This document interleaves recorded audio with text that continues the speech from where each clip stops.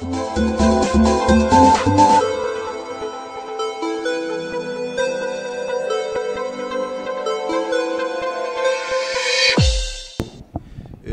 certaine expérience qu'on a eue à l'Institut de technologie nucléaire appliquée. Et c'est un retour d'expérience de 12 ans où nous avons eu à utiliser ce qu'on appelle le Handheld X-Ray Spectrometer Analyzer. C'est un appareil qui permet de faire beaucoup de choses. Donc les gens ont tendance à dire que l'appareil n'est pas performant pour certaines mesures.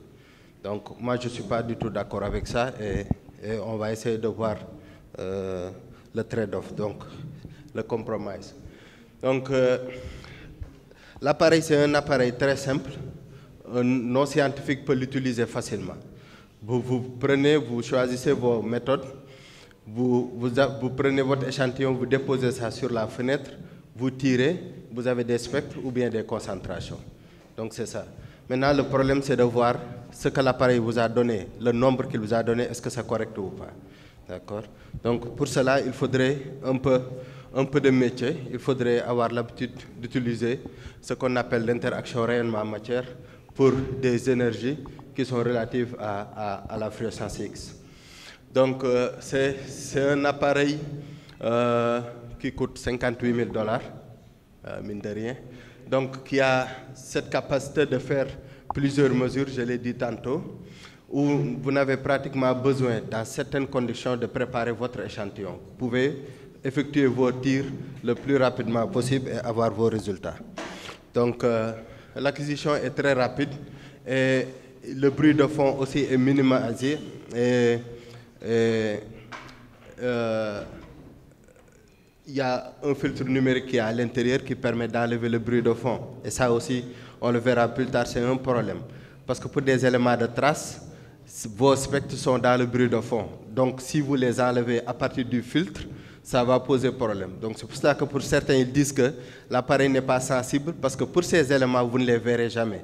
Donc il y a une méthode qui consiste à utiliser ce qu'on appelle un Total Commander, qui est un tout petit programme. Quand vous faites vos spectres, vous mettez vos spectres résultants dans ce petit commande et ça vous permet d'éclater les spectres d'origine. Donc à partir de ces spectres d'origine, vous prenez un autre logiciel qui permet de faire ce qu'on appelle le fitting et qui permet aussi de définir les différents backgrounds de votre spectre et de soustraire les éléments de trace là-bas, de les quantifier et après de faire vos mesures. Donc ce que l'appareil parvient à cacher, vous-même vous parvenez plus tard à retrouver ça, à le quantifier. Donc il y a beaucoup de choses que l'appareil peut faire. Et nous sommes même parvenus à analyser tout ce qui est amphétamine, mésamphétamine, cocaïne, héroïne, sur la base des éléments qui sont obtenus au niveau de cet appareil. Donc il y a beaucoup de choses qui ont été...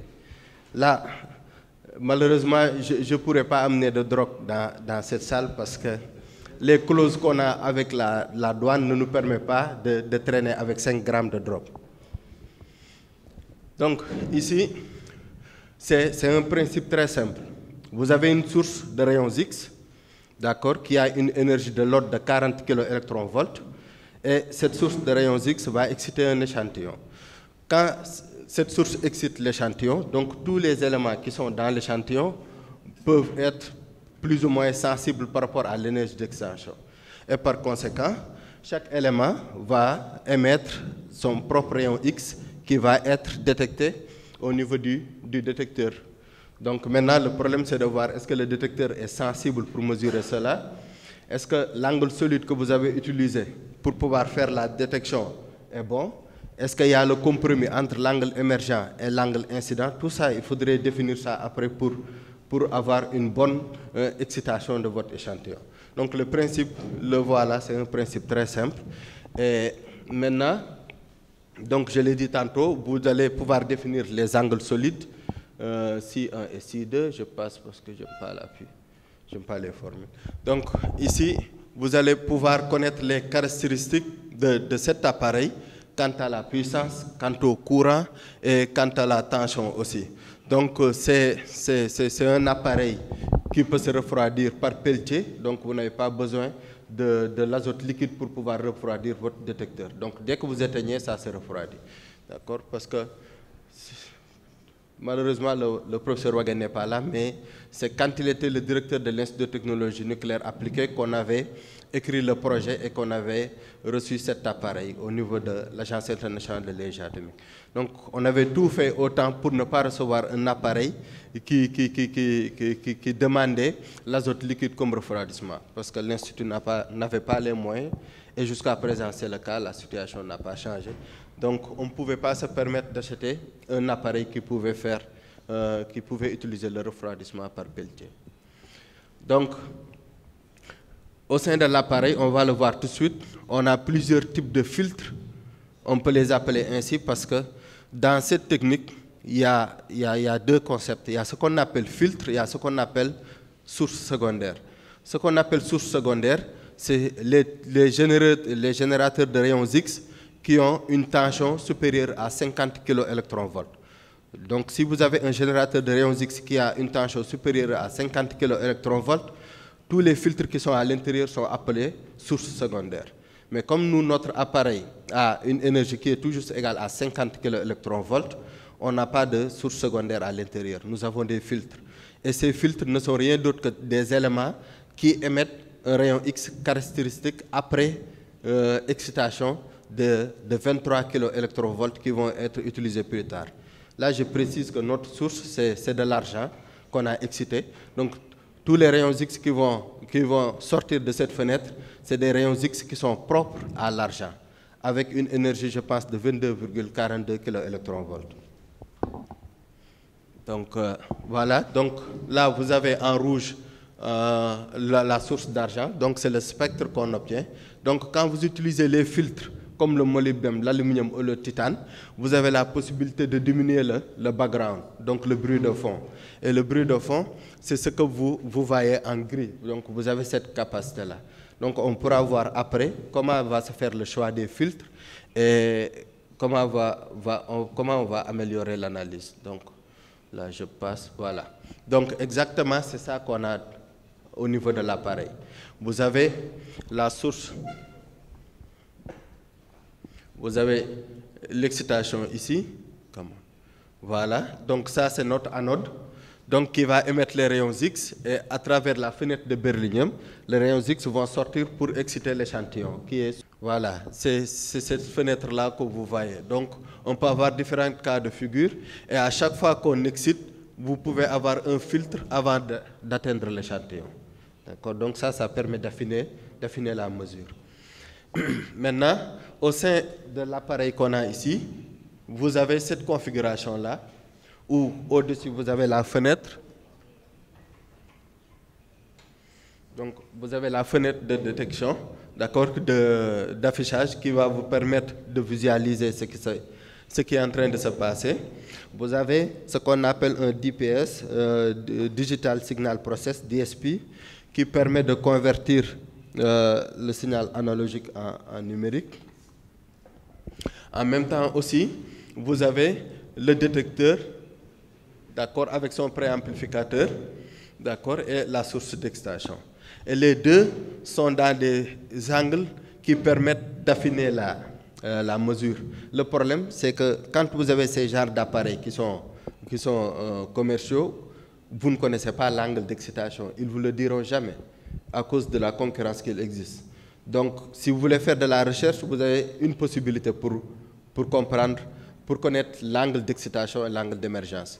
C'est soit d'utiliser les pellicules des photographes pour voir l'angle solide qui est créé suivant les différentes distances, ou bien tout juste d'ouvrir l'appareil et de voir l'angle suivant les axes planaires que vous pouvez avoir au niveau de l'appareil. Donc, nous avons opté pour le premier choix parce que le professeur ne voulait pas qu'on ouvre son appareil. Voilà, donc j'ai préparé ceci en pensant qu'il y a beaucoup de questions qui vont venir, disant ça, c'est pas sensible, c'est pas précis. Donc, tous les slides qui vont suivre, c'est pour montrer que les choses ont été mûrement réfléchies et on a tenu compte de plusieurs paramètres avant de dire que l'appareil pouvait être utilisé pour faire plusieurs mesures. D'accord, donc il y a certaines choses, je vais y passer. Par contre, là, je vais rester un peu, parce que c'est ce que le professeur Ahmed vient de présenter, c'est-à-dire que l'internal standard. En Fourier sens X, vous aurez tout le temps des effets de matrice, tout le temps, tout le temps.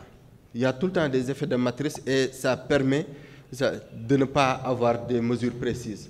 Mais il y a aussi d'autres méthodologies qui peuvent être utilisées pour essayer d'améliorer et d'éviter ces effets de matrice. Donc, nous savons que quand dans votre échantillon, il y a le fer et le nickel, ou bien nickel et titane, il y a l'effet de matrice. Quand votre source excite l'échantillon qui contient le fer et le nickel, les spectres que vous obtenez de ces deux éléments, vous ne pourrez pas, à partir de ces deux spectres, dire que le spectre de nickel que j'ai obtenu, c'est à cause de l'excitation de la source que j'ai obtenue. Parce que, en regardant l'énergie d'absorption du fer et du nickel, on voit qu'on peut exciter le fer à partir du nickel. Parce que l'énergie d'absorption du nickel est beaucoup plus grande que l'énergie du fer qui est de 6,4.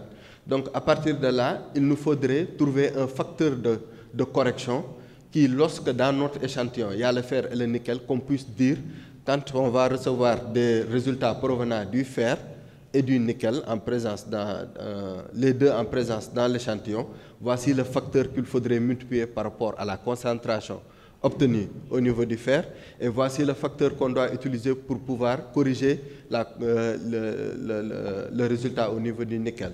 Donc ça, nous avons fait ça pour l'ensemble des métaux, en commençant depuis l'uranium jusqu'à l'aluminium. Donc, pour cet appareil, on ne peut pas mesurer le sodium. Donc, on va commencer nos mesures à partir de l'aluminium, sulfure, magnésium, et ainsi de suite. Donc, on peut utiliser d'autres analyses, disons d'autres instruments qui permettent d'affiner la préparation de l'échantillon, à savoir le séchage, le broyage, d'accord, et essayer aussi de regarder la taille, la granulométrie de notre échantillon, parce que tous ces facteurs changent l'intensité de fluorescence X, par conséquent, vont changer ce qu'on appelle la surface du pic, et quand vous remontez la surface du pic, vous allez à la concentration de l'élément. Donc, pour pouvoir éviter cela, nous avons mis en place ce qu'on appelle Design of Experiment, donc un schéma expérimental qui permet à chaque fois qu'on a ces facteurs, de pouvoir voir de combien l'incertitude a augmenté, de combien la concentration aussi a augmenté ou bien diminué. De ce fait, quand on a une valeur, on pourra dire réellement si la valeur est correcte ou pas. Donc ça, c'est les formules. Donc aujourd'hui, je ne vais pas parler de formules. Donc on peut passer à l'analyse en rentrant en contact avec le logiciel. Les éléments vont interférer et vont être à la même énergie. Donc vous ne serez pas capable de pouvoir les distinguer. Bien vrai qu'il y a d'autres méthodes qui permettent de régler ça. Il vous faut connaître votre cible. Donc sur la base de ça, vous choisissez. Donc j'ai pris 30 secondes très rapidement, comme c'est des démonstrations. Oui. Donne-moi toujours.